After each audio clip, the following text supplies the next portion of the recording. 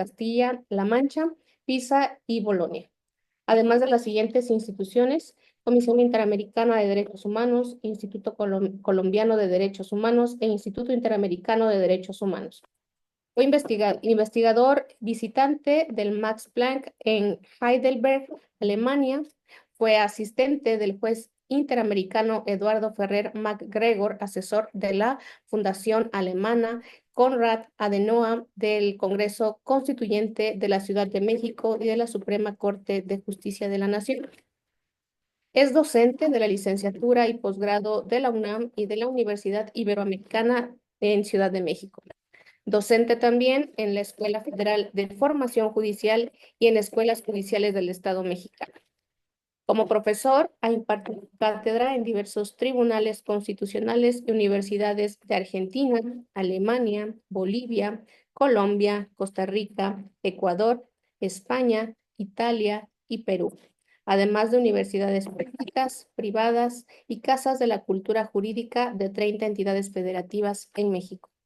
Forma parte del padrón de tutores de la División de Estudios de Posgrado e Investigación de la UNAM, reconocidos por el CONACYT. Es miembro de los Institutos Mexicano e Iberoamericano de Derecho Procesal Constitucional, coordinador editorial de la Revista Iberoamericana de Derecho Procesal Constitucional, con 31 números publicados. Es autor, coautor y coordinador de 42 libros. Participa como árbitro en editoriales nacionales y extranjeras. Finalmente, es socio fundador del Centro de Estudios de Derecho Comparado y Procesal Constitucional. Le damos la más cordial bienvenida al maestro Edgar Salvador Caballero González y le cedemos el uso de la voz. Adelante. Muchas gracias. Muy buenas tardes a todas, muy buenas tardes a todos. Gracias, gracias Miguel, gracias licenciada por la invitación para estar esta tarde y el día de mañana con este grupo que entiendo que es una maestría en Derecho Penal Judicial o Derecho Judicial Penal. Es un gusto volver a estar en esta escuela judicial.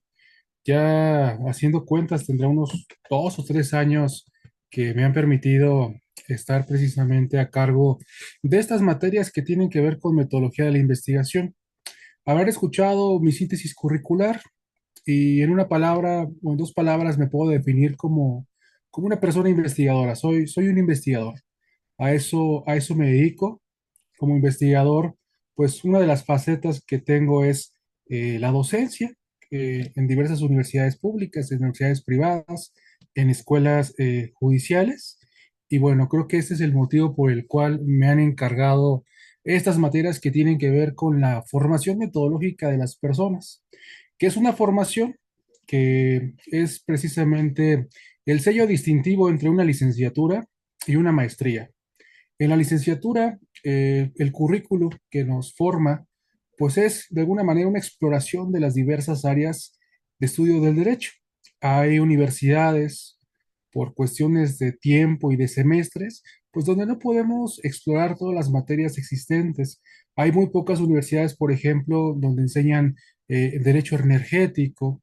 Ahora las facultades se tienen que modificar en sus planes de estudio para insertar tecnologías de la información. Y bueno, las maestrías son las que siguen manteniendo precisamente estas materias que tienen que ver con la metodología.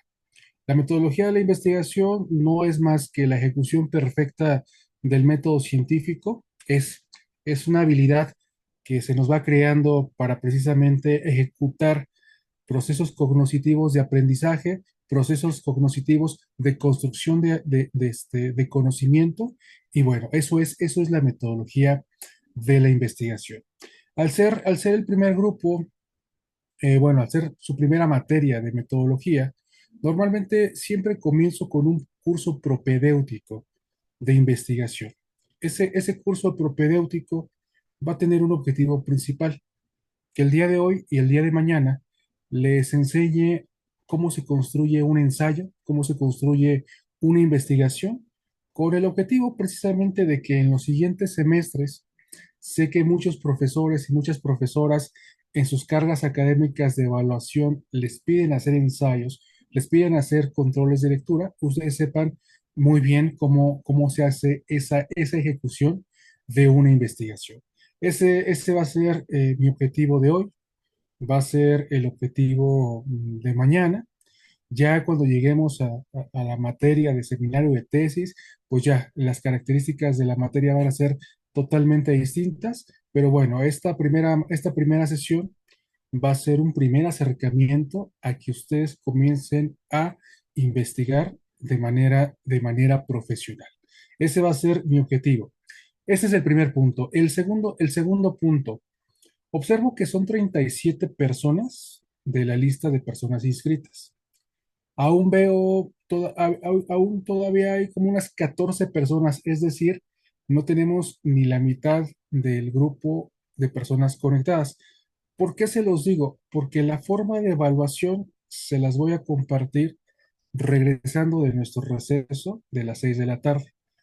¿Para qué? Para que más personas estén conectadas, para que más personas conozcan cuáles van a ser los criterios de evaluación y si hay alguna duda, esas dudas se puedan resolver, se puedan responder al mayor número de personas inscritas.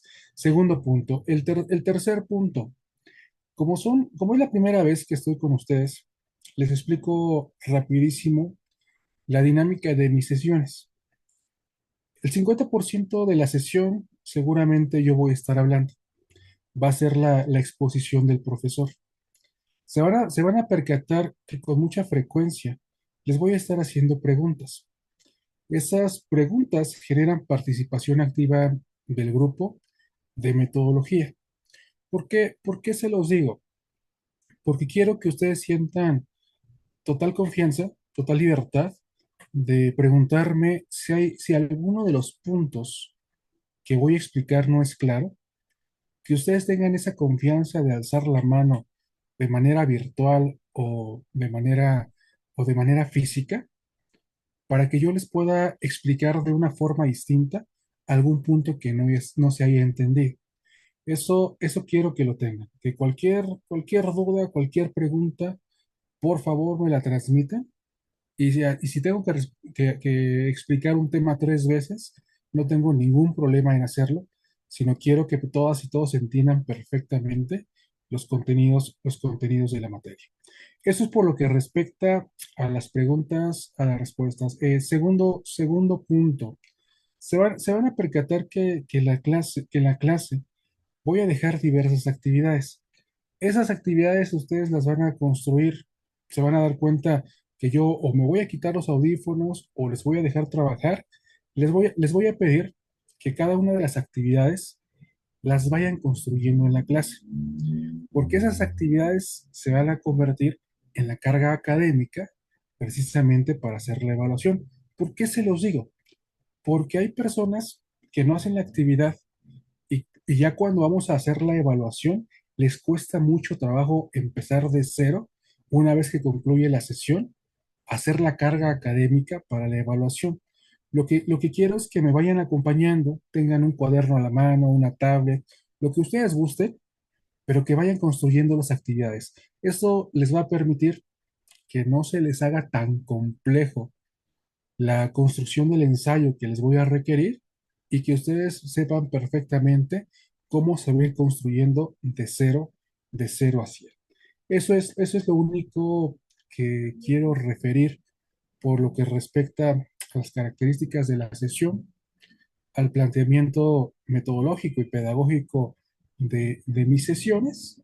Y bueno, a partir de estos puntos es que ya voy a dar inicio a la sesión propiamente. Mi sesión se denomina metodología de la investigación jurídica. Esta materia, todas las personas en la licenciatura la cursamos. Hay algunas facultades donde la materia pertenece al primer semestre. Hay algunas facultades donde todavía en el último semestre tenemos una sesión metodológica con lo que es seminario de tesis. El problema que yo observo en las facultades donde se enseña metodología de investigación radica en dos puntos. Primero, al iniciar los cursos de derecho, muchas y muchos de nosotros no entendemos la relevancia cuando nos explican que el derecho es una ciencia. Y dos, las facultades también tienen un tanto de responsabilidad cuando no toman con seriedad este tipo de materias. No las toman con seriedad desde el número de créditos que les asignan. Si ustedes observan los planes de estudio, estas materias tienen menor número de créditos en relación, por ejemplo, con materias como el derecho civil, o el derecho penal, el derecho administrativo, el derecho del trabajo, sus materias procesales. Eso en automático a las personas les hace pensar que la materia de metodología de la investigación, pues es únicamente una materia, como dicen muchas personas, de relleno en los planes de estudio. Y nos empezamos a preocupar por la formación metodológica hasta cuando terminamos la carrera, hasta cuando independientemente a qué nos dediquemos, se nos generan, por ejemplo, problemas para redactar una sentencia, porque no tenemos ese proceso cognoscitivo de identificar un problema, de tratar de darle solución a partir de soportes racionales, de soportes dogmáticos, e incluso de soportes empíricos. O si ustedes se dedican a postular, en muchas ocasiones no nos percatamos que la metodología de la investigación es bien importante para nuestro desempeño profesional. Esas preguntas y repreguntas o interrogatorio y contrainterrogatorio que ustedes construyen en las audiencias, pues se construyen con metodología. Las preguntas que se formulan tienen que respetar un método. Las preguntas se formulan de lo general a lo particular. Hay algunas preguntas que, por ejemplo, no les permiten realizar por una razón, porque no tiene un nexo con la circunstancia fáctica que ustedes quieren demostrar. Eso nos parecería que es práctica profesional, pero no, en realidad es metodología. ¿Esto por qué se los digo? Porque quiero que asuman a esta materia como una de las más importantes de su maestría. Ya sé que es bien importante saber, por ejemplo, las etapas de una audiencia inicial o qué se desarrolla en una audiencia por una etapa intermedia o cómo se construye, por ejemplo, todo el caudal probatorio. Eso es muy importante. También es importante saber, por ejemplo, las teorías que conforman a la teoría del delito. Pero si ustedes no encuentran en la metodología ese procedimiento para ordenar el conocimiento, va a ser muchísimo más difícil poderlo materializar que teniendo conocimiento metodológico.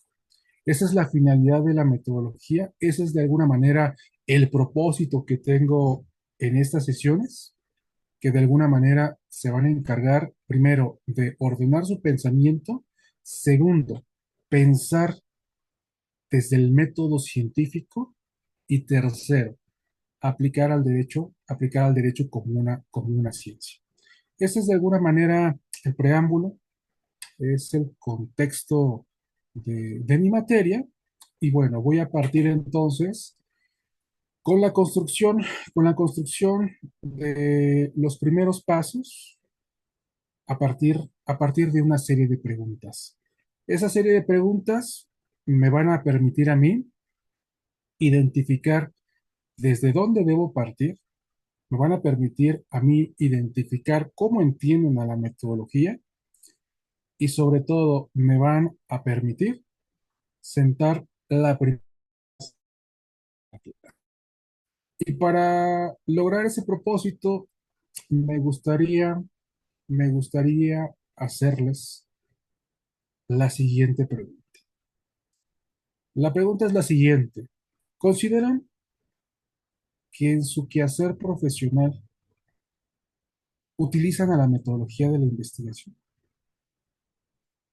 Y si consideran que lo utilizan, ¿en qué fases de su ejercicio profesional lo realizan? Quien quiera participar, solamente abra su micrófono, alce la manita o como ustedes quieran participar. Adelante, les escucho.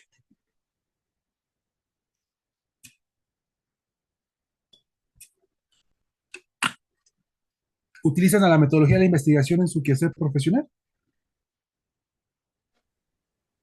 Profe, A- yo, Adelante, venga. este, sí, en mi quehacer profesional sí utilizo la metodología jurídica y concuerdo con lo que usted ha estado planteando al inicio, que efectivamente en muchas universidades no se le da la importancia que merece y que debe de tener esta materia, porque ciertamente la utilizamos en muchos aspectos. En mi caso, como servidora pública, la utilizo mucho en la cuestión de los acuerdos, en la cuestión de redacción, de tanto de acuerdos, promociones, contestación de informes justificados previos. Entonces, se debe de llevar una metodología jurídica que ciertamente tal vez la aplico empíricamente y no como debe de ser. Muy bien. Voy a destacar, ahorita te doy la palabra, Dan, voy a destacar una parte de la respuesta de su compañero. La última. El actuar empírico, el actuar pragmático. Fíjense que hay un filósofo de la ciencia que se llamó Immanuel Kant, que hablaba del conocimiento a priori, que el conocimiento a priori es, es la fase previa de la construcción de categorías. En otras palabras, el conocimiento a priori construye conceptos. ¿Esto por qué se los digo? Porque la metodología se construye en un primer momento a través de la experiencia. La experiencia juega un papel muy importante en la metodología de la investigación. Se los explico. Si a mí, por ejemplo, me pidieran realizar una investigación sobre la fotosíntesis, primero podría pensar que es una materia ajena a mi conocimiento especializado, porque yo pertenezco a las ciencias sociales, soy jurista, soy abogado, pero tengo un conocimiento a priori de lo que es la fotosíntesis. Tengo un conocimiento a priori, por experiencia, de cuestiones que tienen que ver con la biología.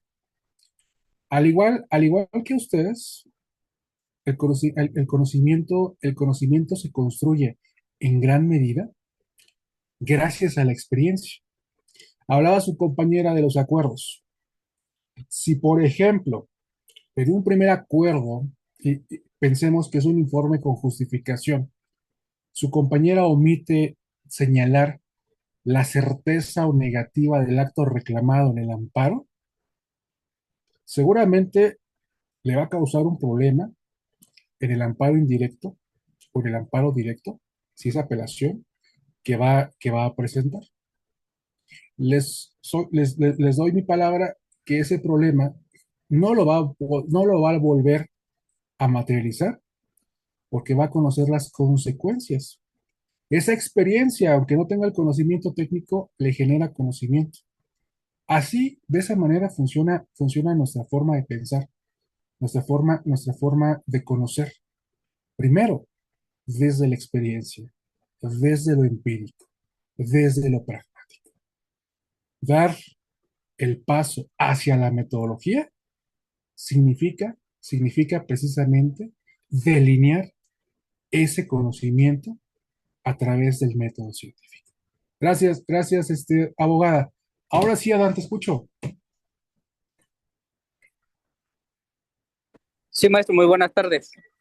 Les saludo con afecto. Mire, efectivamente yo creo que todos, especialmente nosotros abogados en nuestra vida cotidiana, dependemos de una metodología. Por ejemplo, una carpeta de investigación para analizarla perfectamente, lo que nos nombra es la investigación. También ocupamos del método científico. Varios de los datos de prueba que nosotros analizamos en una carpeta de investigación necesitamos de una metodología que es el método científico para demostrar un dato de prueba, demostrar un hecho. Entonces considero que la metodología no es ajena a lo que nosotros representamos, sino que es, yo hasta diría que es una columna vertebral, porque si no tenemos un método adecuado, nosotros prácticamente el resultado que queremos que llegue va a ser totalmente nulo. Entonces, para poder nosotros comprender la situación de algo, demostrar un hecho, precisamente tenemos que tener una base que es la metodología, de dónde vamos a partir para poder llegar a un fin que nosotros necesitamos llegar. Es mi participación. La respuesta de Adán se centró en las carpetas de investigación. Ustedes se han puesto a pensar, por ejemplo, cuando están en audiencia de juicio oral y se está desahogando un peritaje. ¿Por qué realizamos preguntas, por ejemplo, en torno al marco teórico del dictamen? ¿O por qué las personas juzgadoras tienen de alguna manera la perspectiva de determinar si el perito cuenta con el conocimiento especializado?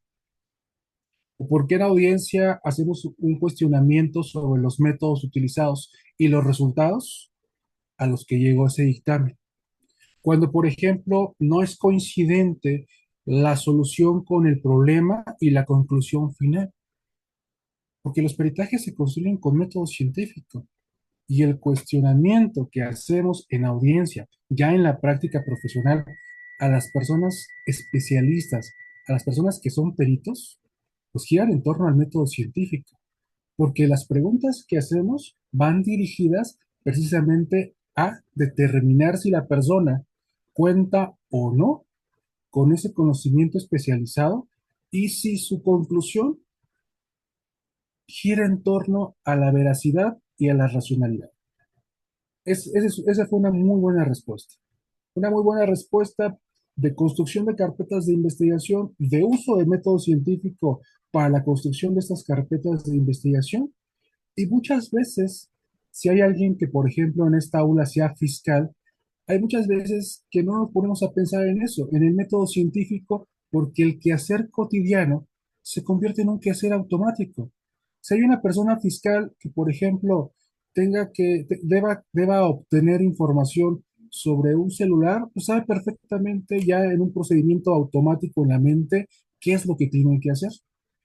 Pero, por ejemplo, no se cuestiona si tiene que utilizar el método analítico, el método descriptivo, el método, el método inductivo, el método deductivo, alguna metodología que gire en torno al conocimiento de especialidad, por una razón, porque eso se nos convierte en una actividad automática, se nos va convirtiendo en un quehacer de día a día y muchas veces no nos ponemos a pensar que todo eso que realizamos tiene una base metodológica. Voy a finalizar las participaciones con su compañera Elvira en torno a esta primera pregunta de contexto de la materia. Elvira, adelante, te escucho.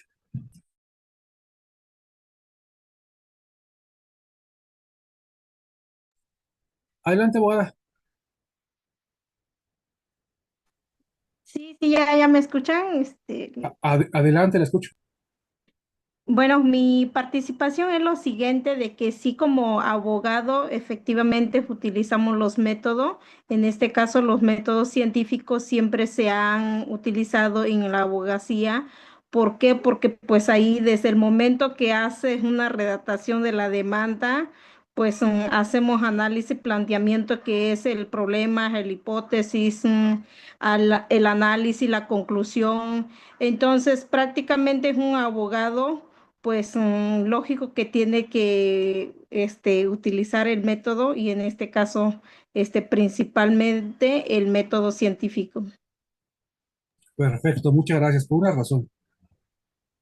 El derecho, el derecho es una ciencia. El derecho es una ciencia porque su base de construcción a finales del siglo XIX se comenzó a construir de esa manera. Antes del siglo XIX, el derecho no era considerado una ciencia. El derecho tenía una base religiosa, una base canónica, Y el derecho se construye a partir de la lógica y de las leyes de la naturaleza. Fue a finales del siglo, fue a finales del siglo XIX, con toda esta revolución científica que se construyó en el siglo XVIII, que el derecho comenzó a tener sus propios principios de conocimiento. El derecho es una ciencia porque el derecho se construye con ciencia. Es decir, el procedimiento legislativo, eso que hacen nuestras diputadas y nuestros diputados, aunque ellos no lo sepan, sus iniciativas de reforma se construyen con métodos científicos, porque observan, porque identifican un problema y porque ese problema lo intentan solucionar. ¿Y cuál es la solución que dan las personas legisladoras? Las reformas, la construcción de nuevas leyes. Ahora, por ejemplo, en la Ciudad de México, no sé si han observado las noticias, ha habido muchas marchas respecto a la gentrificación de los inmuebles en la ciudad. Esto significa el desplazamiento de personas y que cada vez más personas extranjeras están viviendo en las zonas en las que originalmente vivíamos las personas en la Ciudad de México. Ese es un problema social.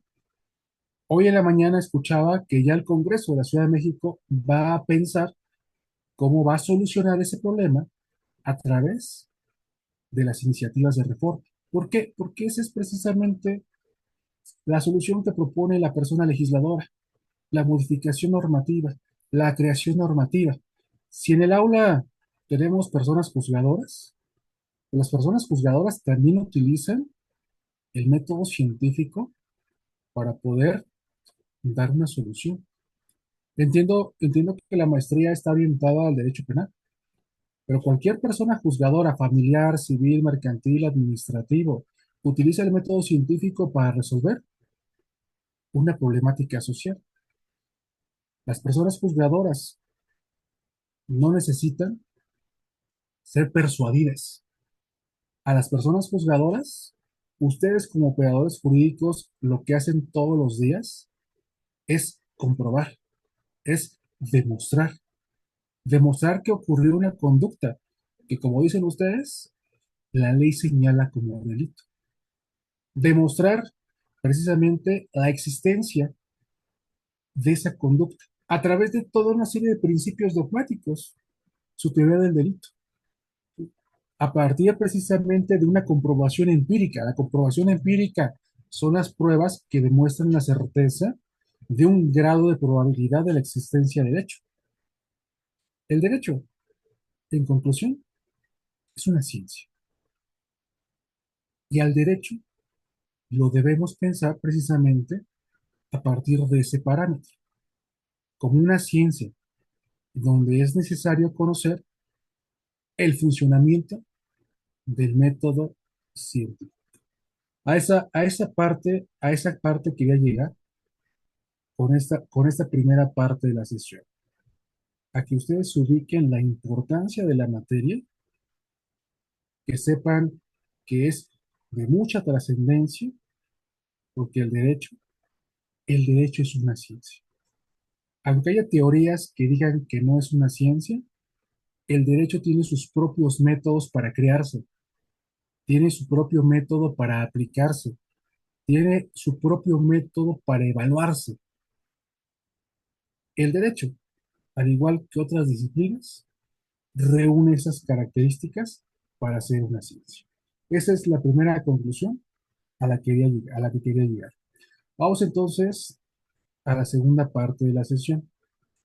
Vamos a tratar de entender por qué es importante la metodología. Y para eso les voy a pedir, por favor, que saquen una hojita en blanco o una hojita de cuaderno y que tengan a la mano un bolígrafo. Eh, yo también lo voy a hacer. Aquí tengo una hojita, denme un segundito, para hacer la actividad con ustedes.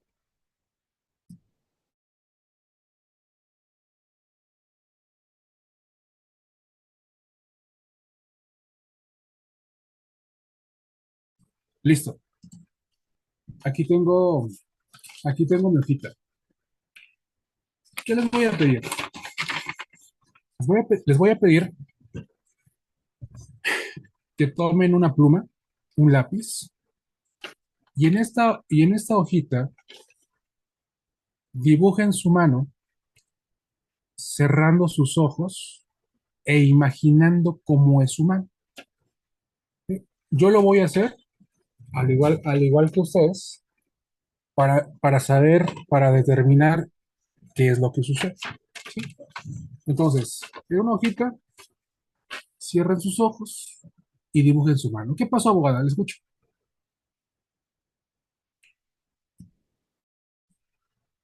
Dígame, abogada. Eh, Profe, ¿vamos a calcar la mano o solamente cerrar los ojos y dibujarla? Cierre los ojos, imagine su mano y Ah, ok, y dibújela. Para ver, ok, ok, a ver qué resultado tenemos. Adelante. sí.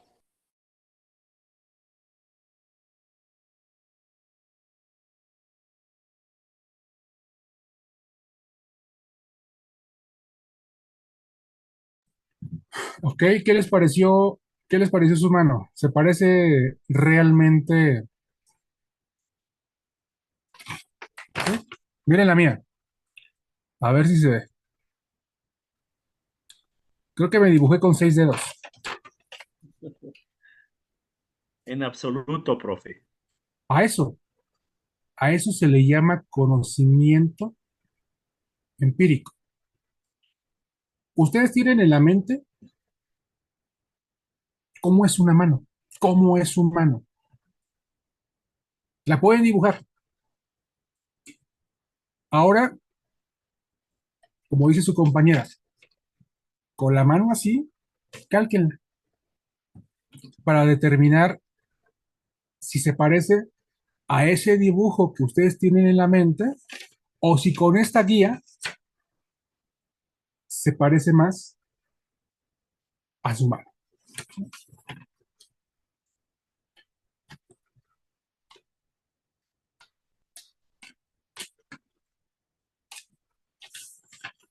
Cambia muchísimo, ¿verdad? Pues esa es la metodología. Cualquiera de nosotros, cualquiera de ustedes como abogadas, puede construir una investigación, cualquiera. Pero esas investigaciones las van a construir como con la primera mano que dibujar, pensando qué es lo que van a hacer, pensando, por ejemplo, en el tema que pueden conocer perfectamente. Y lo que les va a dar la metodología va a ser precisamente esa guía que les va a permitir concluir que el trabajo de investigación que construyeron es un producto racional, es un producto cognoscitivo bien construido. ¿Sí? Esta actividad de la mano es precisamente para que ustedes observen que el método científico es precisamente la guía. Y aunque no tengamos una guía, todas las personas son capaces de investigar. De hecho, todas y todos son investigadores.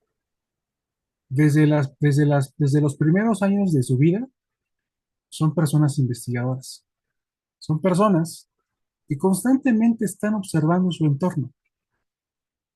Son personas que constantemente están cuestionando lo que viven. Son personas que quizá no identifiquen el nombre técnico, el nombre científico de un objeto, pero han convivido con él. Son personas que la primera vez que se quemaron descubrieron que el fuego produce una lesión. No sabíamos cómo se producía el fuego, ni siquiera qué es el fuego, pero como lo observamos y empezamos a interactuar con él, en nuestra mente y en nuestro conocimiento, entendimos que si acercamos la mano al fuego, nos vamos a quemar. ¿Por qué se los digo? Porque así aprendemos. Es la primera fase de aprendizaje de todas las personas. Observando, cuestionando, interactuando. Por eso los bebés se llevan toda la boca, lo quieren descubrir. Los sentidos los utilizan para hacer una exploración de todo lo que les rodea. Por eso cuando un alumno o una alumna me dice, es que yo no soy bueno investigando, siempre les digo, es que toda su vida han investigado. Desde pequeños, las personas se convierten en personas investigadoras. Y todas y todos tenemos ancestros científicos. Todas y todos provenimos de la ciencia.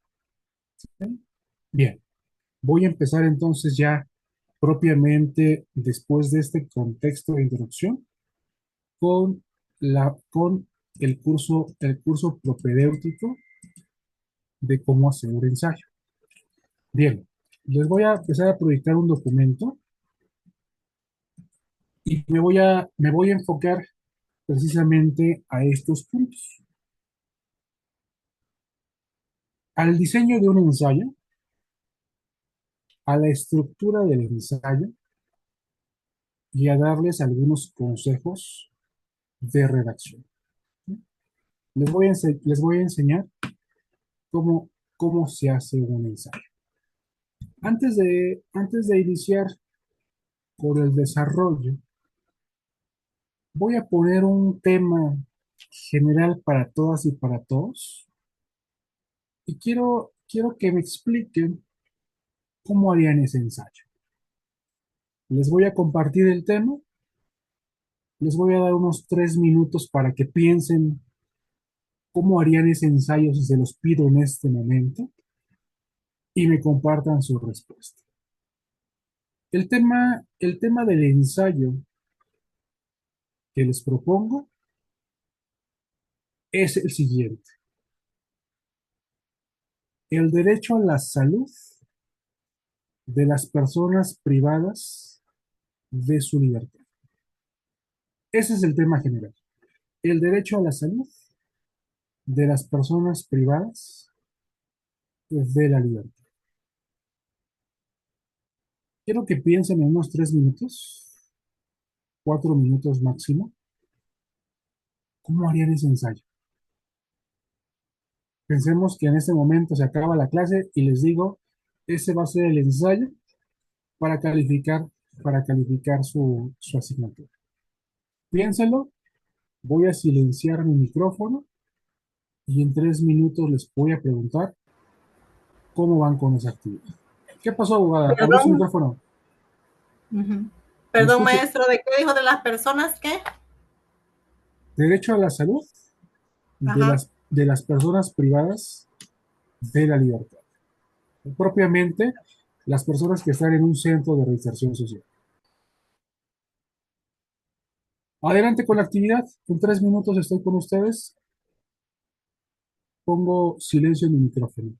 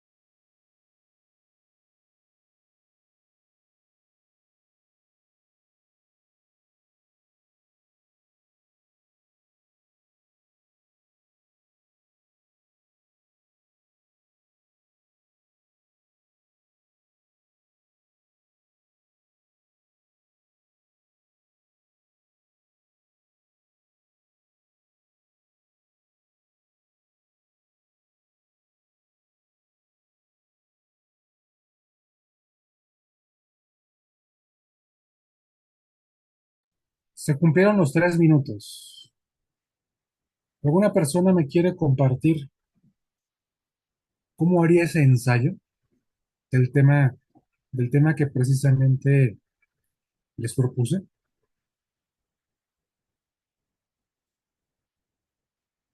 Ok, la escucho. Comienzo con su compañera Elvira. Adelante, la escucho.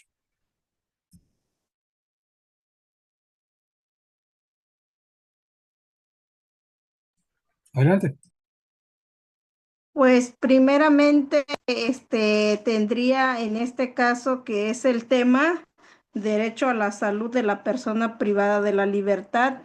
Primeramente, pues es como mi tema es esa, buscarle una introducción que presente brevemente a esta situación que vive estas personas en su libertad y sus derechos, de cómo recibe la atención médica dentro del reclusorio donde ellos se encuentran. Después plantear este problema y cómo hacer como una pregunta, cómo puedo explicarlo garantizando este derecho que se requiere en este caso en el sistema penitenciario.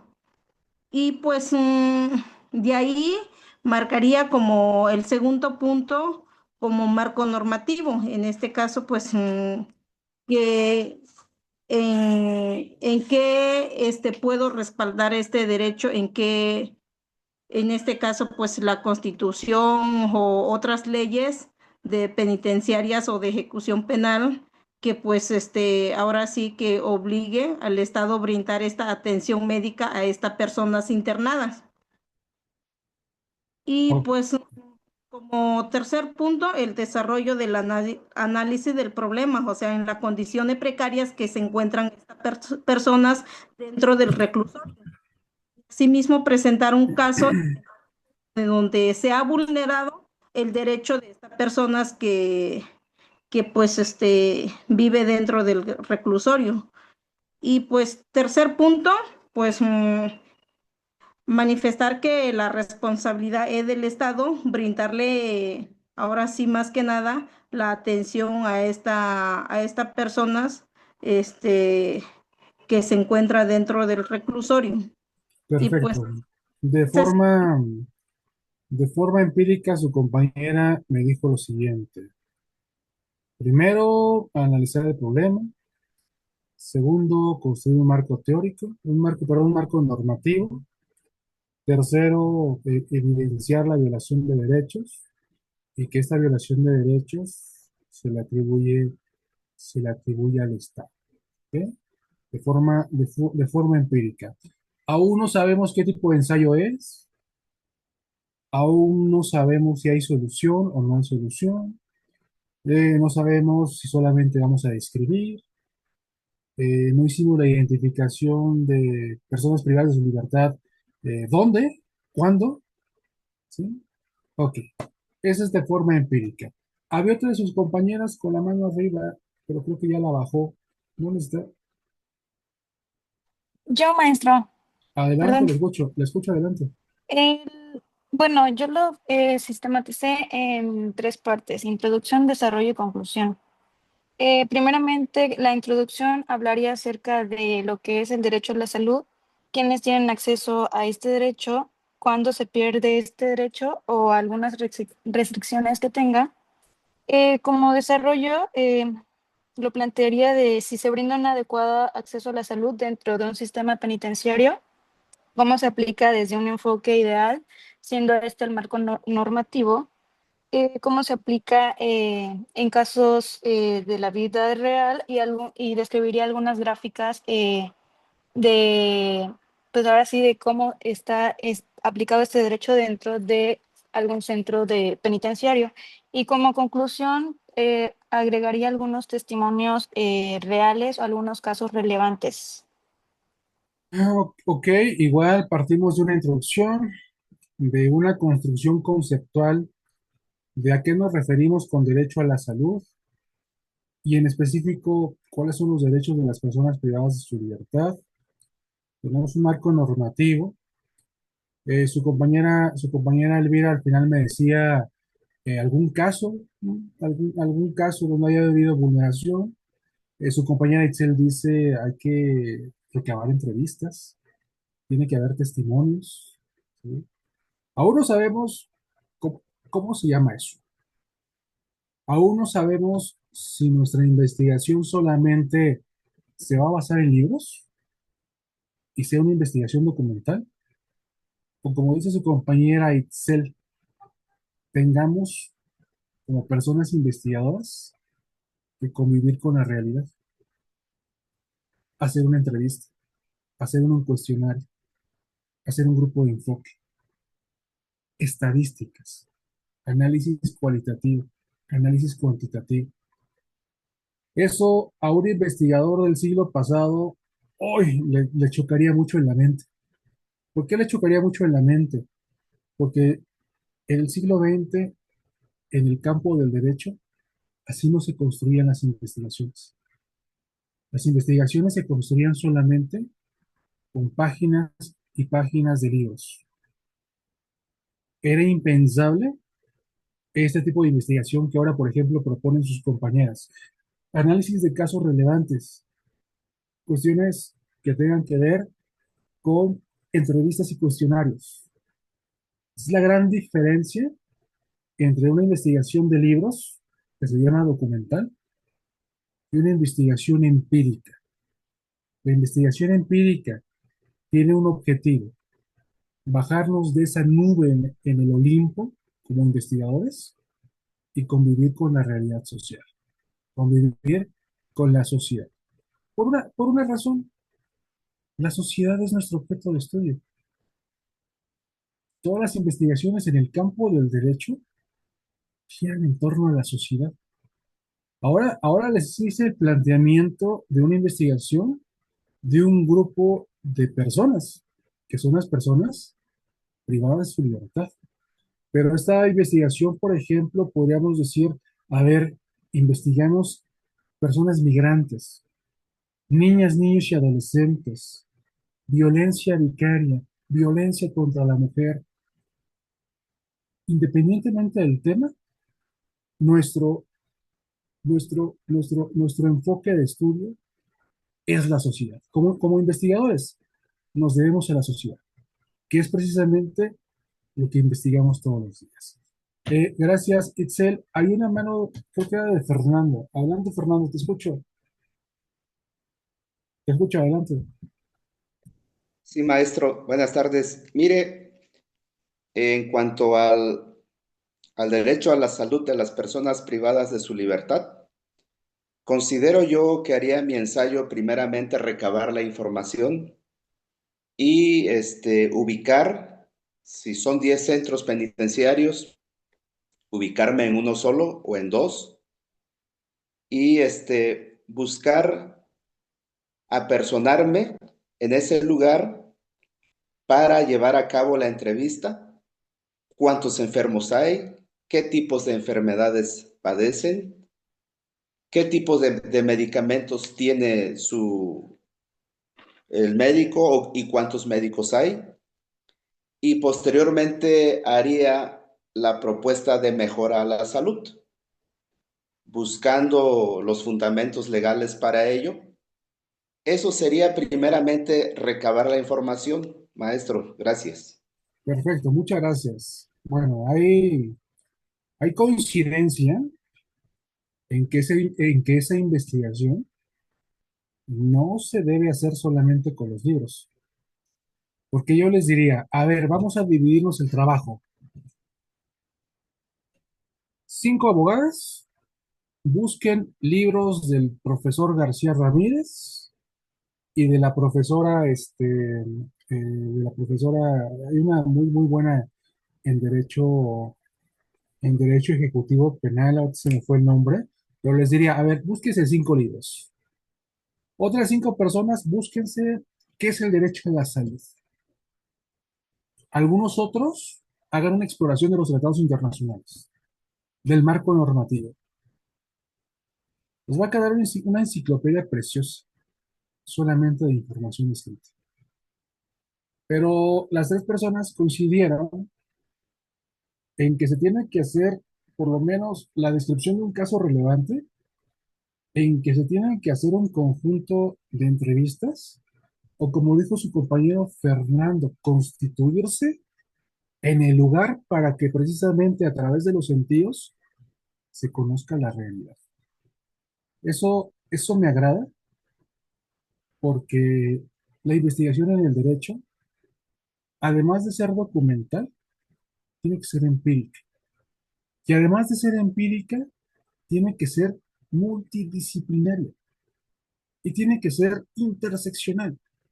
Son las características que tiene la investigación jurídica en el siglo XXI. Si a mí me dijeran, profe, redacte un libro de amparo, les diría con mucho gusto. Primer capítulo, origen del juicio de amparo. Segundo capítulo, las partes en el amparo. Tercer capítulo, la suspensión del acto reclamado. Cuarto capítulo, amparo indirecto. Quinto capítulo, amparo directo. Sexto capítulo, incidentes. Séptimo, recursos. Octavo, la sentencia. Va a decir, este profe de volada tiene un libro de amparo.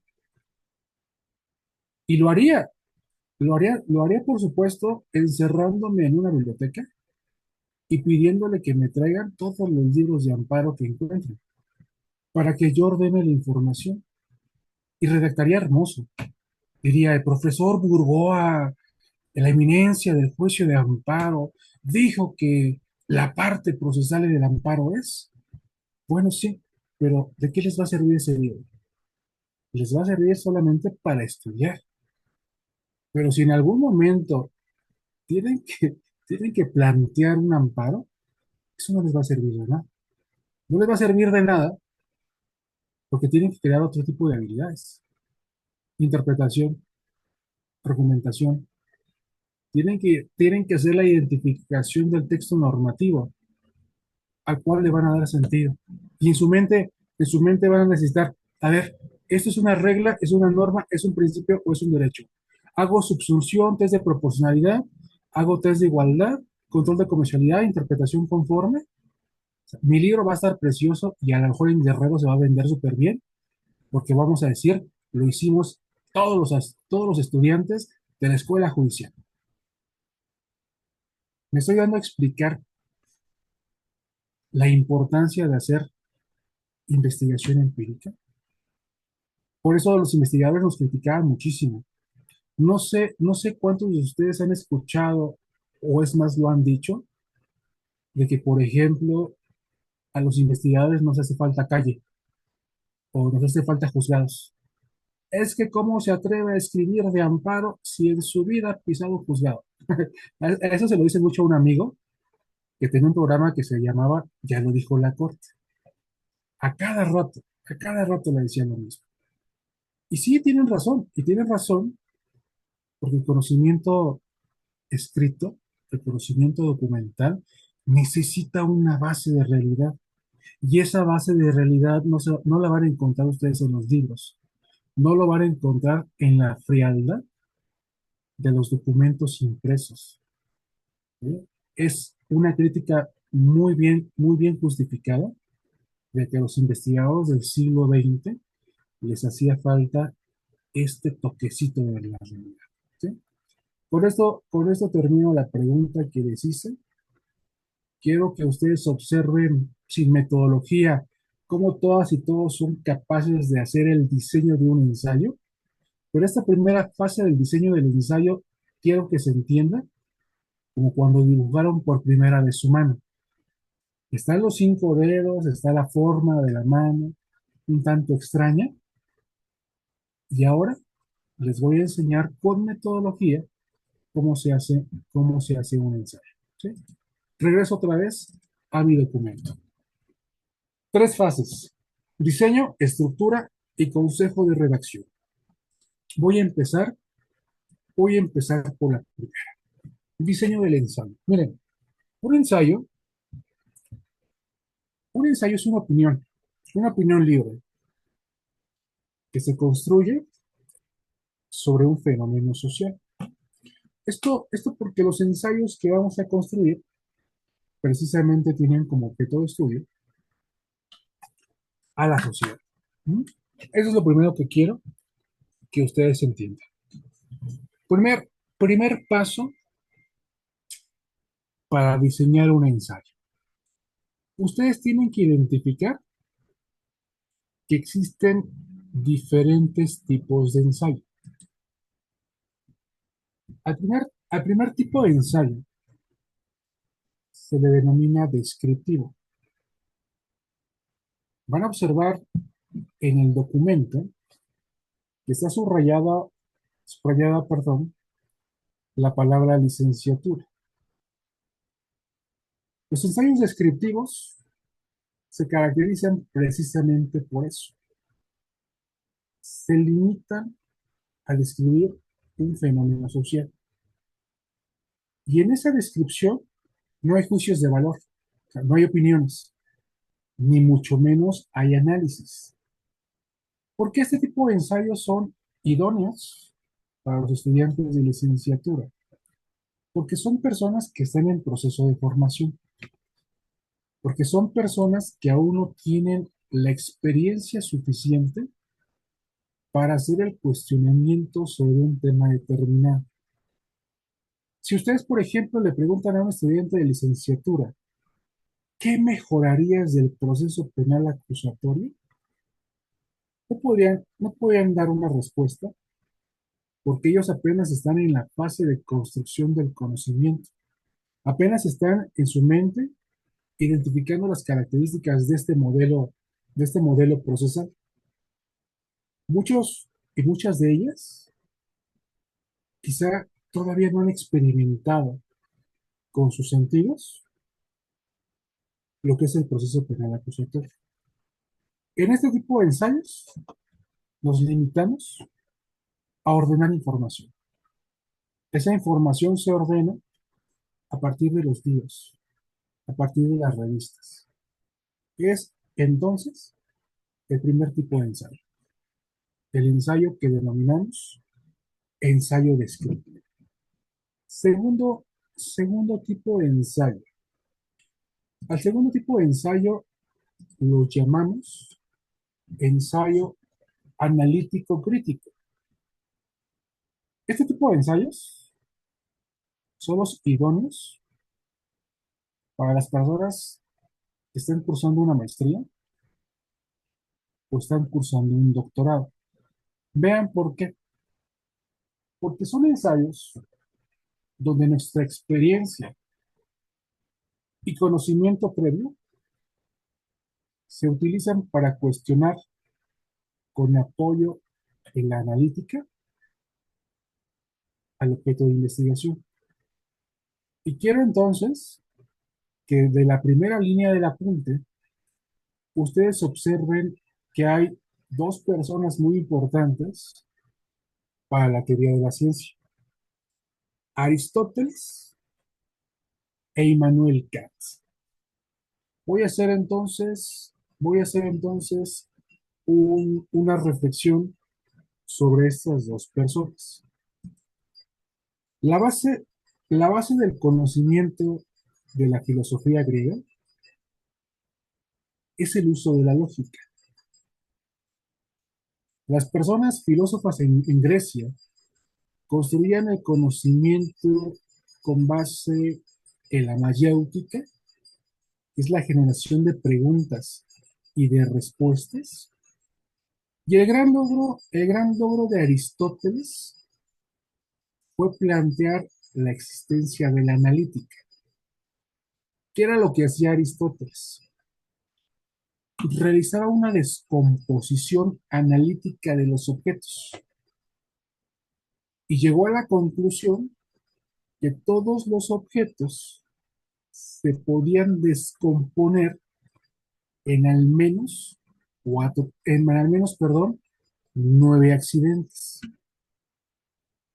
Accidentes que son, por ejemplo, la sustancia de un objeto. ¿Cuál es la sustancia de este objeto? Es un objeto, se llama mouse, ratón, como le quieran llamar. Esa es su sustancia. Los objetos también tienen como accidente la cantidad. Uno, es uno solo. El lugar, el tiempo, su yuxtaposición. Esas son las características de la analítica. Cuando hacemos estudios analíticos, lo que hacemos es destrozar un objeto en diversas partículas para analizar detenidamente cada una de ellas. ¿Quieren que les diga algo? Eso es lo que hacen todos los días como personas penalistas. Los alemanes, los grandes creadores de la teoría del delito, precisamente se apoyaron en la lógica aristotélica para poder construir su teoría. No sé si han escuchado que hay un profesor que dice que la clasificación de un delito se tiene que hacer más rápido que un cambio de semáforo. Me refiero al profesor Quintino, a Rubén Quintino. El profesor, el profesor lo único que ha hecho es precisamente utilizar la lógica aristotélica. Yo no soy penalista, ni lo pretendo ser. Aunque fui investigador de INACIPE, no me considero penalista. Pero ustedes todos los días a una conducta la clasifican. Y me puede decir Itzel, conducta, dolo, culpa, comisión por omisión, ¿ok? Y empiezan ustedes a hacer sus clasificaciones. Delito, a ver, de acuerdo al bien jurídico tutelado, pueden ser de carácter patrimonial, de libertad sexual. Ok, están haciendo una clasificación. Esas clasificaciones se realizan con apoyo en la analítica aristotélica, porque el objeto es delito. Y de la palabra delito, ustedes pueden hacer múltiples clasificaciones. Y qué es lo que utilizan?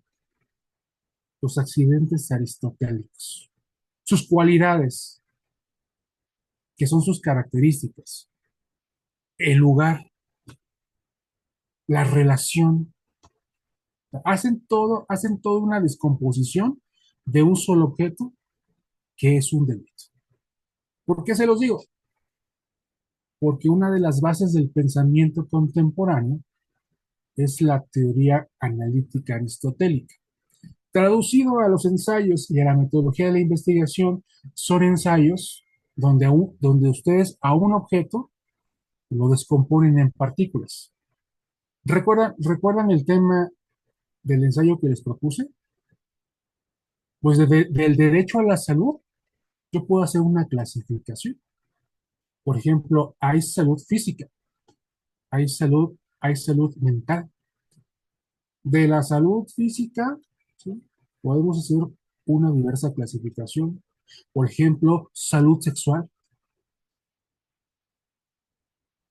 De la salud mental podemos hacer una clasificación también, por ejemplo, a los tipos de tratamiento. Personas privadas de su libertad. ¿Quiénes? ¿Dónde? ¿Cuándo? En Lecumberri hacemos una investigación histórica o en algún centro federal de reinserción social del estado de Guerrero o de Chilpancingo o de Iguala o donde ustedes tengan centro de reinserción social. En este sexenio, en el sexenio anterior, en lo que va del año, por eso se llaman ensayos analíticos. Porque un solo objeto como este mouse se puede descomponer en diversas partículas. Es un mouse, características, inalámbrico, negro, de 15 centímetros. Lugar, arriba de mi mano. Relación, es un objeto que sirve para darle movimiento a una computadora. Eso es lo que hacía Aristóteles. Esa es la base del conocimiento de la filosofía de los griegos. La lógica y la analítica. Una lógica que ustedes siguen utilizando. Si son personas juzgadoras, Observarán que el Código Nacional dice que las pruebas se valoran de forma lógica y libre. Si son postulantes, en muchas ocasiones han escuchado a una persona juzgadora hablar de las máximas de la experiencia. Si son postulantes y quieren argumentar respecto a las circunstancias de veracidad del delito, hacen afirmaciones categóricas desde la lógica. Una persona no puede estar en dos lugares al mismo tiempo. Eso es lógica. Y con eso en muchas ocasiones se determina que una persona no participó en una conducta delictiva. ¿Por qué? Porque se logró demostrar que esa persona estaba en un lugar diferente. A eso se le llama lógica. Y son este tipo de ensayos, precisamente, los que se construyen desde la teoría analítica. Voy entonces ahora con la segunda persona, Immanuel Kant. Los ensayos son críticos porque se generan inferencias. Los ensayos son críticos porque se construye un argumento en oposición. ¿Han escuchado ustedes hablar a alguna persona o han leído en algún libro de lógica lo que es la tesis, la antítesis y la síntesis? Estas tres palabras que les acabo de dar son la base del pensamiento kantiano.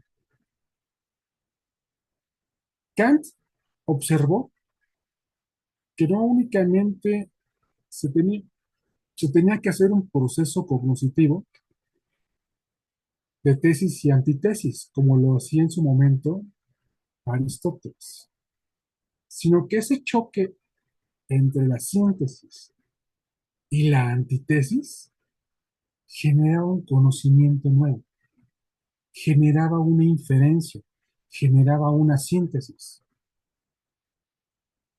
Con lo que les acabo de decir, en su día a día, ¿dónde se imaginan, en qué parte de su trabajo diario, se imaginan que utilizan el pensamiento kantiano? ¿Les suena un poquito a un concepto de violación? ¿Qué es la síntesis? La norma. Perdón, ¿qué es la tesis? La norma. ¿Qué es la antítesis? Lo que ocurre en la realidad social. Y la síntesis es el choque entre la norma y la realidad social. Por eso esos conceptos de violación llegan a la determinación, por ejemplo, que una sentencia es ilegal, porque no respetó los cuatro aspectos o alguno de los cuatro aspectos del principio de legalidad, o porque no está bien fundamentada, o porque no está bien motivada, o porque no tiene congruencia, o porque no es exhaustiva, que son los cuatro puntos que giran en torno al principio de legalidad. ¿Cómo realizan ustedes esa cuestión de pensamiento? Chocando lo que dice la norma con lo que ocurrió en la realidad social. A eso se le llama síntesis, se le llama inferencia y es la base del pensamiento kantiano. A ver, profe, ya nos habló de Aristóteles, ya nos habló de Kant, y entonces, ¿qué es un ensayo analítico, crítico? Es un ensayo en el que precisamente se hace la descripción del objeto en su totalidad, pero no nos quedamos solamente en la descripción, sino hacemos el cuestionamiento de ese conocimiento. Lo cuestionamos, lo criticamos. ¿Y de dónde proviene ese cuestionamiento? De su experiencia y de su conocimiento previo. A eso, a eso se le denomina ensayo analítico crítico. ¿Sí? Antes de seguir avanzando, quiero preguntarles, ¿tienen alguna duda, alguna pregunta de los dos primeros tipos de ensayo o de algo que haya dicho? Para no seguir avanzando y saber si vamos bien. ¿Les quedó claro? ¿Sí quedó claro? O sea, cuando les proyecté el documento, les pude haber dicho, descriptivo, narrar información, analítico, crítico, con unas conclusiones, y ya. Pero no, tengo que hacer todo el desarrollo para que les quede perfectamente claro qué es cada tipo de ensayo. ¿Sí? Pregunta, cuando ustedes hacen un ensayo, ¿comienzan cuestionando primero eso? ¿Qué tipo de ensayo van a hacer?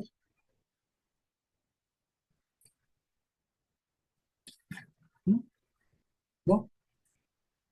Voy a construir un ensayo analítico crítico, voy a construir un descriptivo. ¿Sí? Es algo que no en muchas ocasiones nos cuestionamos, sino que simplemente empezamos a trazar la ruta de la investigación. Voy a finalizar los tipos de ensayos con el tercer tipo, que son los ensayos propositivos. Propiamente son artículos científicos y son idóneos para los estudiantes de maestría y de doctorado. El propósito principal de este tipo de ensayos no se limita únicamente a describir, no se limita únicamente en analizar ni en cuestionar. El objetivo de este tipo de ensayos es proponer la solución a un problema social. Y les dejo aquí apuntado en el documento. Solución es sinónimo de hipótesis. Una hipótesis es la solución adelantada a un problema de investigación. ¿Sí? A ver, vamos a observar la característica de este tipo de ensayo. Les voy a plantear un problema. Los ensayos propositivos siempre parten de un problema. Los analíticos críticos siempre parten de un problema. Les voy a narrar un problema que sucede en la Ciudad de México, para que ustedes me digan cómo se podría solucionar. Escuchen de forma atenta. Miren, en la Ciudad de México hay un centro de reinserción social que es exclusivo para las mujeres, que se llama Santa Marta Catitla. Es una penitenciaría. Muchas mujeres en ese centro penitenciario se embarazan y la norma establece que que las menores pueden convivir con sus mamás hasta los 3 años de vida. Y que una vez que cumplen 3 años de vida, los separan precisamente de la mamá. El problema que observo es que no hay una política pública interna para que exista una separación gradual entre las menores y sus mamás. Y que esto viola el interés superior de la niñez. Este es mi problema. A mí un profesor me plantea este problema, quiero hacer un ensayo propositivo y quiero una lluvia de ideas de cómo me ayudarían ustedes a resolver ese problema social. Venga, les escucho.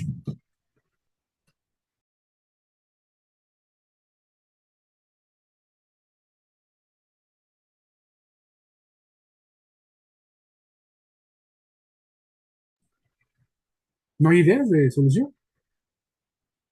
A eso nos dedicamos los investigadores, a solucionar problemas. ¿Cómo solucionar ese problema? ¿Será una cuestión de presupuesto? ¿Será una cuestión de política pública? ¿Será un problema en la norma?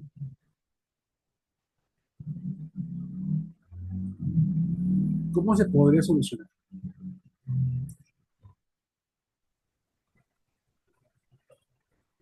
Adelante, adelante.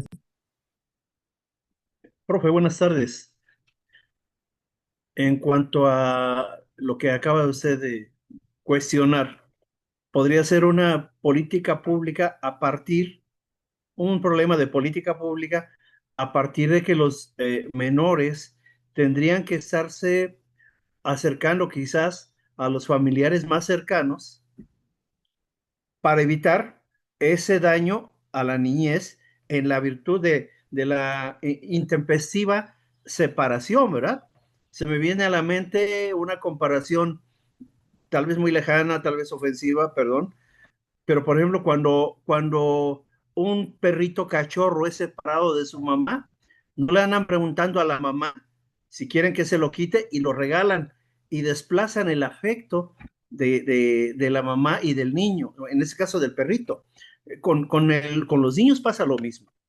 Y a nadie le están preguntando, y quizás los únicos que podrían minimizar un poco este, esta lesión, esta violencia, pues serían los familiares más cercanos, los padres, los abuelos paternos o los abuelos maternos, por ejemplo. Una convivencia gradual, no sé, que a partir del año número 2 empiecen a convivir de manera más frecuente. En Colombia, por ejemplo, ese problema lo solucionan de la siguiente manera. Hay un área especial para madres, igual que en México, pero en esas áreas especiales para madres se llevan a cabo las convivencias con la familia. Y no como sucede en México, que las convivencias son en un lugar donde conviven todas las personas. No, esa convivencia se da en ese mismo lugar donde el menor se está desarrollando. ¿Sí? Lo que hacen, por ejemplo, en Colombia es que los menores en muchas ocasiones ni siquiera se dan cuenta que están recluidos por el entorno que tienen, porque es muy diferente el espacio donde ellos crecen al espacio, por ejemplo, de población, porque hay atención psicológica, hay atención pedagógica. También estos problemas se generan y generan más problemas, por ejemplo, cuando no hay una familia receptora. Cuando es, por ejemplo, una mujer migrante en un estado no nacional y que de alguna manera pues su familia no está en el país donde ella está recluida. ¿Sí? El problema normativo, a lo mejor quizá subir los años, ¿no? A los 5 años. Bueno, pero eso también tenía un problema, la cuestión del presupuesto. ¿Sí? Si no hay condiciones desde el punto de vista económico, sería muy difícil en el aspecto normativo. Quizá en el aspecto normativo, reformar la norma para establecer estas directrices de separación gradual.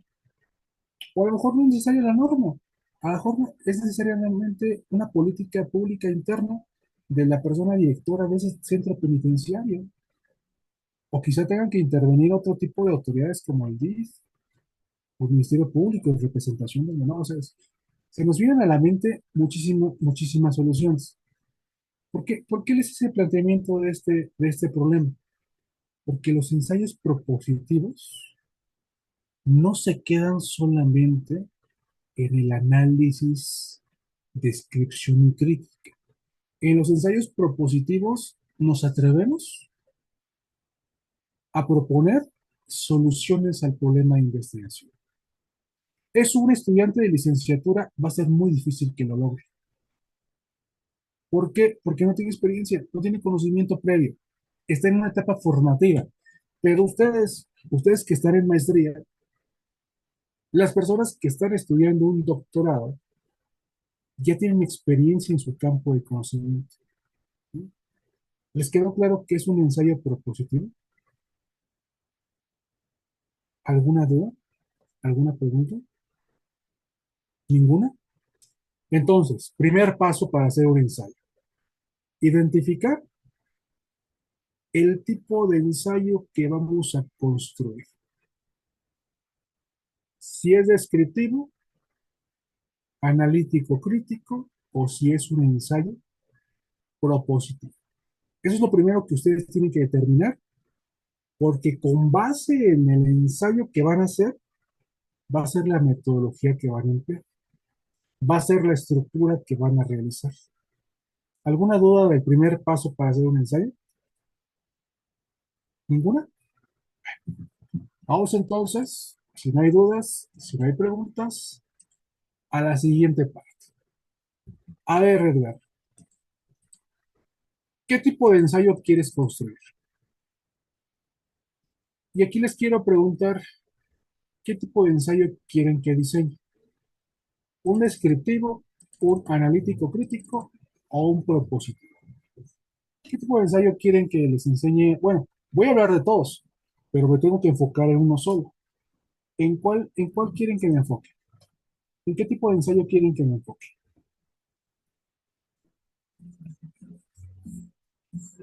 A ver,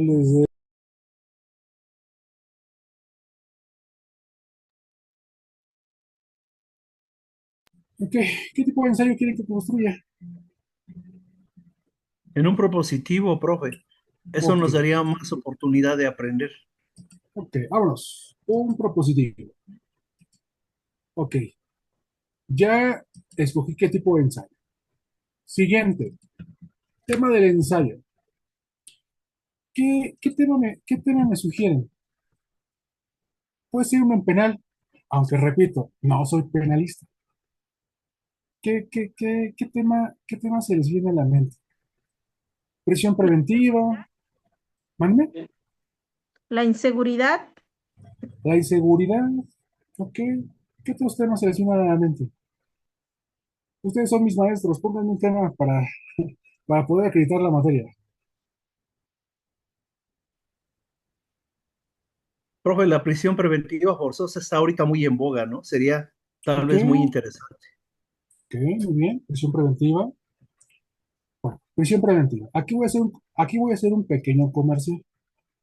Les dije, no soy penalista.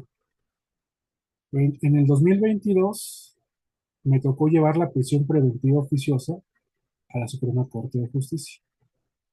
Finalmente ese proyecto no se discutió porque lo retornó la ministra Piña, pero es el antecedente de los amparos que ahora se van a analizar, bueno, que no se van a analizar, que se aplazaron nuevamente en la Suprema Corte de Justicia. Ok, pues me quedo con eso. También el tema de la inmigración es importante, pero bueno, vamos a poner tema del ensayo. Vamos, a ver, tema del ensayo. Vamos a ponerle la prisión preventiva oficios. Ojo, quiero que observen algo. El tema, el tema no es sinónimo del título del ensayo. El título del ensayo lo vamos a redactar hasta el final. Este simplemente es el tema. La prisión preventiva oficios. Ya sé que es propositivo, ya sé cuál es mi tema y tengo que entonces ejecutar una tercera fase. A esta fase la llamamos delimitación. Y dentro de la delimitación, lo primero que tengo que hacer es observar el tema. La observación de los temas se hace desde dos perspectivas. Desde la perspectiva racional y desde la perspectiva empírica. Ustedes van a diferenciar cada una de ellas de una manera muy sencilla. Soporte racional siempre son libros, siempre son teorías.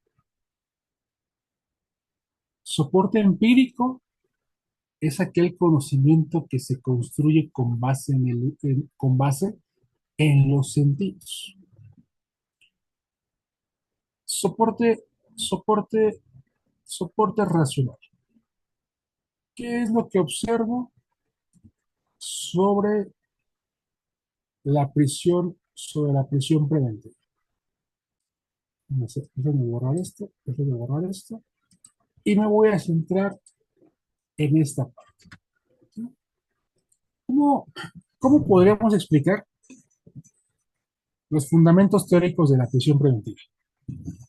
¿Cómo ustedes como personas penalistas me podrían orientar para poderla explicar? Hagamos lo siguiente. Ustedes me dan la base penal y yo voy a dar la base constitucional y la base de derechos fundamentales, porque no me considero penalista, pero sí me considero constitucionalista.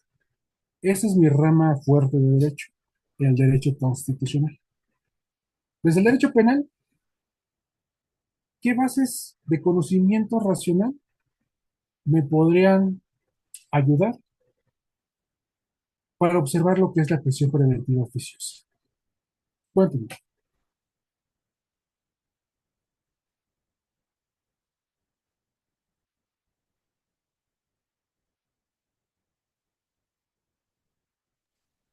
Maestro, buenas tardes. Adelante, venga.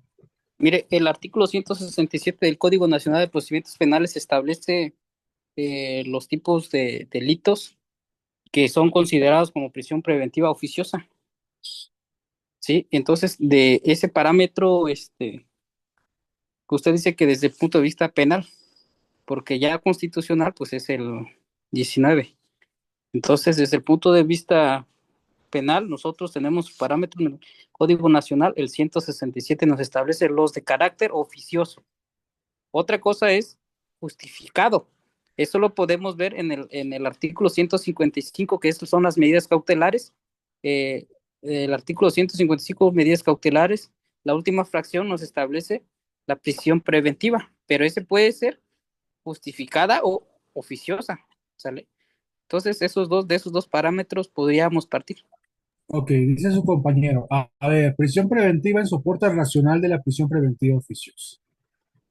Hay que partir que su naturaleza es ser una medida cautelar. Desde la teoría del proceso, una medida cautelar es un mecanismo que se da durante un proceso o durante un procedimiento donde el principal objetivo es asegurar la materia del procedimiento o asegurar la materia del proceso.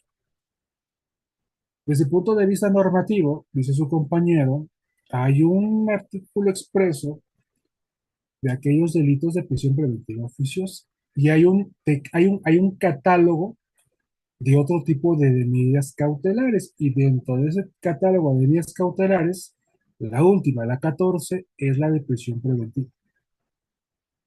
Desde el punto de vista penal, la prisión preventiva no debe entenderse como una medida cautelar que adelante el sentido de la sentencia. Por una razón, porque desde la teoría del proceso, las medidas cautelares son temporales, están sujetas siempre a revisión si hay variación de condiciones objetivas y son medidas que solamente se pueden imponer después de un ejercicio racional de una persona juzgadora. Quiero que se den cuenta que en esta primera parte de observación del tema, lo que estamos haciendo es la búsqueda del soporte teórico de nuestro tema de investigación. Ahorita su compañero Adán pues, nos dio así como un abanico muy amplio desde el punto de vista penal. Desde el punto de vista constitucional, la prisión preventiva es una restricción constitucional. Es una restricción que limita el ejercicio de los derechos fundamentales. Y que en este caso, el derecho que está asociado a la prisión preventiva es la libertad personal, la integridad personal. Desde el punto de vista constitucional, hay una teoría alemana del profesor Robert Alexi que nos explica qué debe hacer un Estado para poder restringir los derechos fundamentales. Y hace la división de que existen dos tipos de restricciones. Las restricciones cuando existe un estado de emergencia, por ejemplo, en nuestra Constitución del 29, y las restricciones difusas en el texto constitucional. ¿Qué es una restricción difusa? Que todas las personas nos podemos dedicar a lo que queramos, siempre y cuando sea una actividad lícita. Es una restricción del artículo 5 de la Constitución. Que las personas podemos ejercer nuestro derecho de petición, pero que las personas extranjeras no pueden ejercerlo en materia política. Es una restricción. La prisión preventiva del 19 también es una restricción a la libertad personal. Pero desde el punto de vista de la teoría del profesor Robert Alexi, estas teorías se deben justificar por una metodología que el tribunal alemán denomina test de proporcionalidad, que precisamente tiene ese objetivo, analizar la racionalidad de la restricción constitucional. ¿Se dieron cuenta cómo con la teoría comenzamos a explorar nuestro tema? Con pura teoría. Yo les podría hacer el desarrollo de la teoría del profesor Alexi, desde la definición que es un derecho fundamental, o por qué la prisión preventiva tiene que estar siempre sujeta a test de proporcionalidad. Les podría explicar cómo se ejerce el test, cuáles son sus fases, cómo se hacen los contrastes. También podría explicar a la prisión preventiva desde el derecho internacional. Decía su compañero, está en el 155 del Código Nacional, pero la libertad personal está en el 7 de la Convención Americana. La Convención Americana establece que sí puede haber restricción de derechos, pero tienen que ser restricciones racionales y justificadas. ¿Qué es lo que estoy haciendo en esta primera etapa? Estoy haciendo una exploración de mi tema y le estoy dando todo el soporte racional al tema de investigación. Por eso les dije, soporte racional es todo el aspecto teórico. ¿Quedó claro qué fue lo que hice en esta primera etapa? ¿Sí les quedó claro? Hice una búsqueda del soporte teórico del tema. Ahorita lo realizamos, pues porque ustedes conocen la materia penal y yo conozco la materia constitucional. Pero si hiciéramos un ensayo, por ejemplo, sobre las parcelas en el derecho agrario, tendríamos que hacer una lectura de información, una búsqueda de toda esa información. Voy entonces al soporte empírico. Y vean que les puse aquí. Soporte empírico son sentencias. Soporte empírico es interpretación. Soporte empírico son estadísticas. Ahora que se ha estado hablando de la prisión preventiva oficiosa, se hizo la exposición de que al menos 96,000 personas tienen restringida su libertad con esta medida cautelar. En cuanto a las sentencias, hay 43 sentencias de la Corte Interamericana que han desarrollado este tema.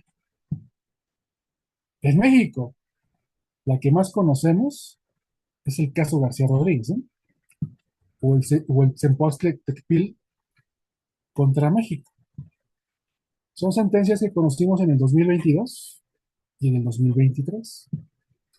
Pero hay sentencias, por ejemplo, Tibi contra Ecuador, Suárez Rosero contra Argentina, que exponen el tema de la prisión preventiva y que le han dado las características propias y de por qué la prisión preventiva oficiosa en México es inconvencional. También hay sentencias de la Suprema Corte de Justicia. Hay una acción de inconstitucionalidad de 2022 donde se declararon inconstitucionales algunos artículos del Código Fiscal respecto a delitos financieros.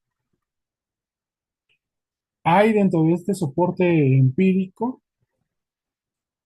estadísticas que determinan que es una muy mala política criminal señalar delitos y que estos delitos siempre ameritan prisión preventiva.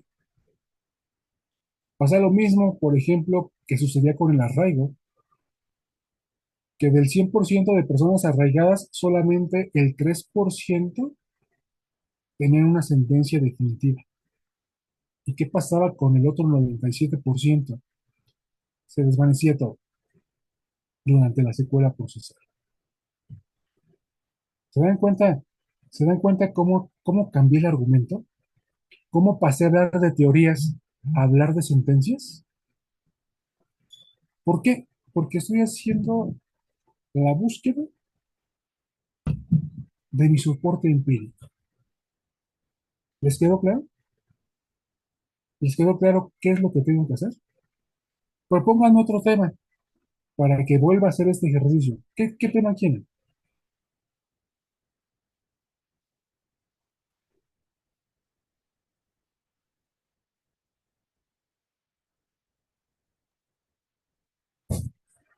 Adelante.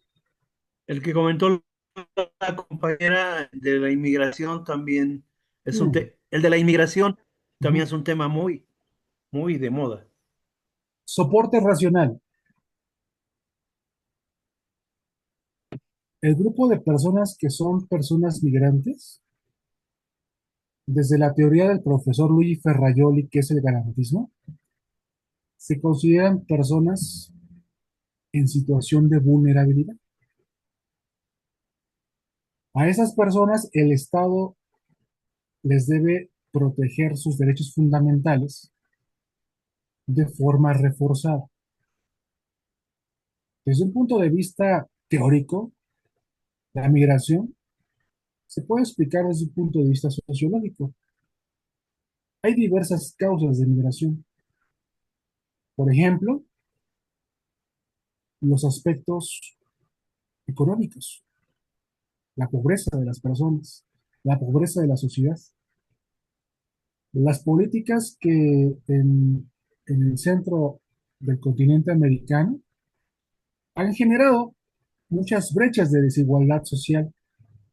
No estoy hablando de los venezolanos, por supuesto, ni estoy hablando de los cubanos, pero son políticas económicas que hacen que las personas migren.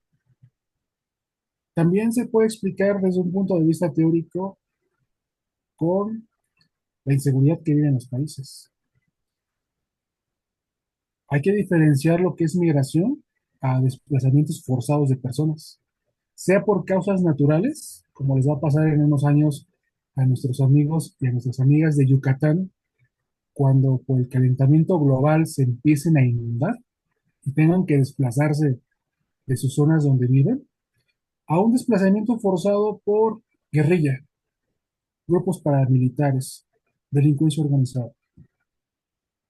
La migración también se puede explicar desde un punto de vista antropológico. Hay sociedades, hay sociedades que son sociedades migrantes, por ejemplo los judíos. Migrar es un derecho. Esa explicación la estoy construyendo desde el punto de vista teórico. Desde el punto de vista empírico, podría ser la exposición de la estadística por ejemplo, de cómo se ha incrementado la migración o de la eficacia de las políticas públicas del Estado mexicano para contrarrestar la migración de las personas de México a los Estados Unidos, o para determinar cuáles han sido las estrategias del Estado mexicano para garantizarle los derechos fundamentales a todas las personas migrantes. Y tendríamos casos relevantes, como este centro de migración donde hubo un incendio y hubo muchas personas migrantes muertas. Podríamos establecer que en esos centros de migración a las personas no se les respeta su dignidad como personas. Que, por ejemplo, en estos centros de migración, las mujeres no pueden ejercer sus derechos de salud sexual, que no hay la posibilidad de que una mujer, por ejemplo, interrumpa su embarazo en ese tipo de centros, o que no tengan píldoras anticonceptivas, o simplemente todo lo que se necesita para su higiene sexual. ¿Se dieron cuenta cómo cambian los argumentos? ¿Se dieron cuenta cómo paso de algo muy teórico con Ferrajoli a empezar a hablar de números, de estadísticas, de casos? Ferrajoli, cuando escribió su garantismo, lo escribió desde un punto de vista teórico, pero por ejemplo, ese garantismo en México se cumple cuando el Estado mexicano tiene que hacer respetar todos los derechos fundamentales de las personas en situación de vulnerabilidad, o como le dice Ferrajoli, los grupos débiles, migrantes, personas con discapacidad, niñas, niños y adolescentes, personas que pertenecen a comunidades indígenas, autóctonas o tribales, que son todas las personas que necesitan una protección constitucional reforzada. ¿Por qué? Por su grado de vulnerabilidad. ¿Se dieron cuenta qué fue lo que hice? Lo que hice fue empezar a observar mi tema. Y el tema lo empecé a justificar desde un punto de vista teórico y desde un punto de vista empírico. Tan es importante los libros como es importante observar la realidad social. ¿Quedó claro? ¿Alguna duda sobre este ejercicio que acabamos de hacer? ¿Alguna pregunta? ¿Ninguna? ¿Mm? ¿No? ¿No hay preguntas? Bueno, actividad, actividad número 1. Quiero que elijan un tema de investigación. Elegir un tema de investigación.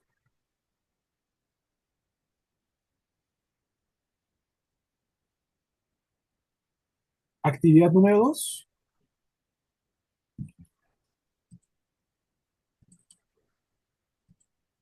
Observar el tema de investigación.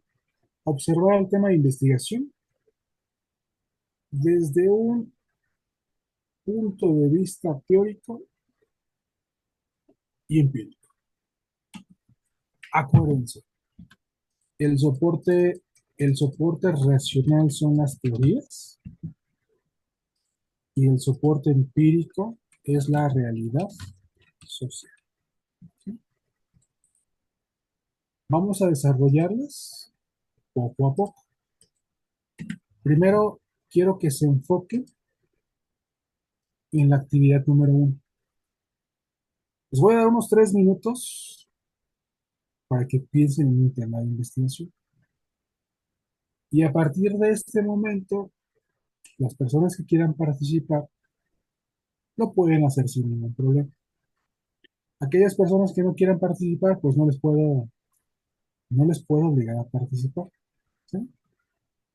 En 3 minutos, piensen en un tema de investigación y ahorita comienzo a preguntarle su tema. ¿Sí? ¿Qué pasó, Alberto? Te escucho. ¿Me puede repetir, por favor, lo último que dijo?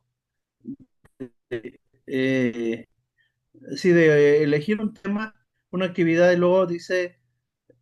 Actividad número 1. no, ajá, Actividad número 1. sí, Elegir un tema de investigación. ok. Actividad número 2, Ajá.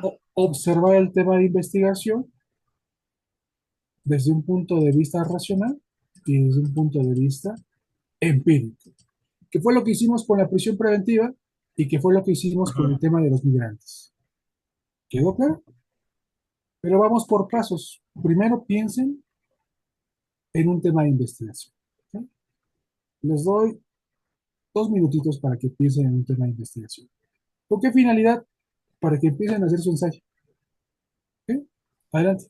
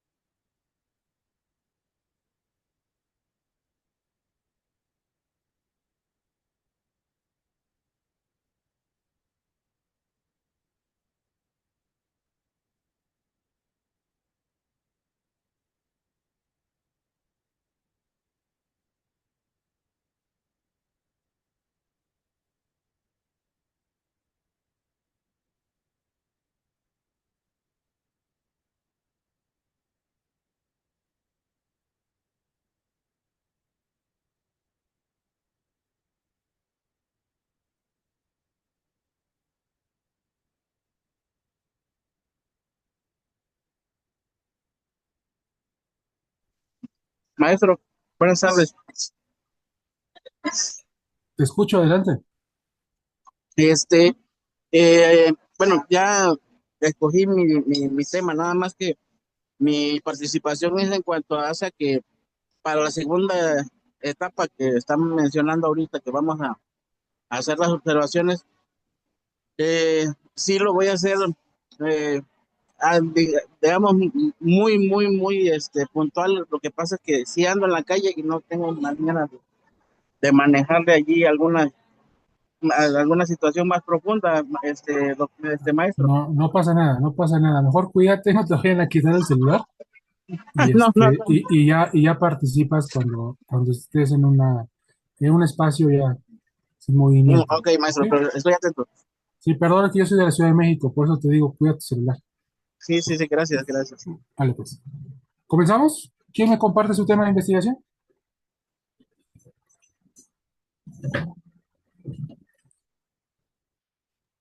Yo lo Maestro, de una vez. comparto. Ok. A ver, Este, te escucho. Eres Miguel Ángel, adelante. ¿existe la verdadera reinserción social en México? Ok, esa es una pregunta. El tema sería reinserción social, ¿no? Ok, Ok, sí, porque es una pregunta. Te estás cuestionando si existe o no existe. ¿Ok? ujú, de Ok, acuerdo. ¿qué más? Maestro, le decía, yo tengo mi tema, sería los beneficios preliberacionales. Ok, beneficios previsionales, derecho penal ejecutivo. ¿Qué más? Perdón que volteé para, es que los estoy anotando. Nombre y tema. Adán, te escucho. Bueno, mi tema sería seguridad pública. Ok, seguridad pública. Ok, Elvira, adelante, abogada, Elvira. Mi tema sería la inseguridad en el estado de Guerrero. Ok, ¿quién más? ¿Quién más se anima? ¿Nadie más se anima? Abogadas, veo aquí a Yajaira, a Stephanie, a Berta. Abogados, veo a Alberto, a Aldo. Teresita, ¿le escucho? Maestro, ¿puede ser la sobrepoblación penitenciaria? Ok. Stephanie, sobre población penitenciaria. Ok, Teresita, ¿le escucho? Mecanismos alternos de solución de controversias. Ok, los famosos más. Ok. Bien. ¿Alguien más? A ver, déjenme ver el chat, a ver si hay algo. Ok, dice Itzel, adolescentes. infractores. Ok. Daniel dice presunción de inocencia. Ok. Bien. Ok. Ya tienen entonces la primera fase. Recuerden que lo que me acaban de decir no va a ser necesariamente el título del ensayo. Es el tema general. El tema que ustedes van a utilizar para construir su ensayo. ¿Sí? Ahora, vamos a entrar a un receso. Regresando del receso, vayan pensando cómo van a ejecutar la segunda fase, es decir, la observación. Por ejemplo, Miguel va a tener que justificarme desde el punto de vista teórico qué es la reinserción social, cuáles son sus características, cuáles son los principios que la rigen, fundamento constitucional que es el 18. ¿Sí? José Luis también me va a tener que justificar desde el punto de vista teórico qué es un beneficio deliberacional. Adán gira en torno a seguridad pública. Él puede utilizar, por ejemplo, las teorías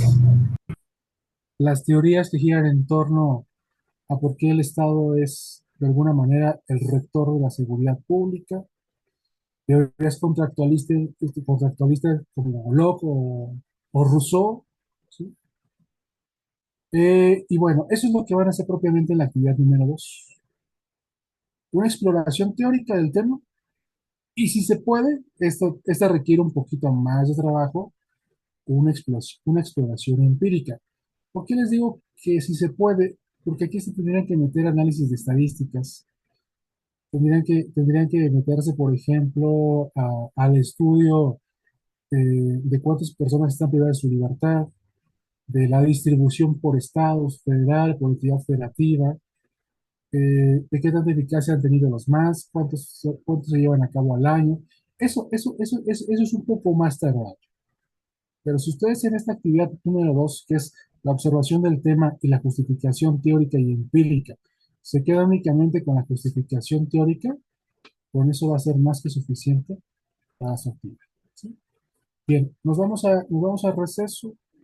Normalmente son de 30 minutos para que vayan a comer algo y regresamos justo en 30 minutos, por favor.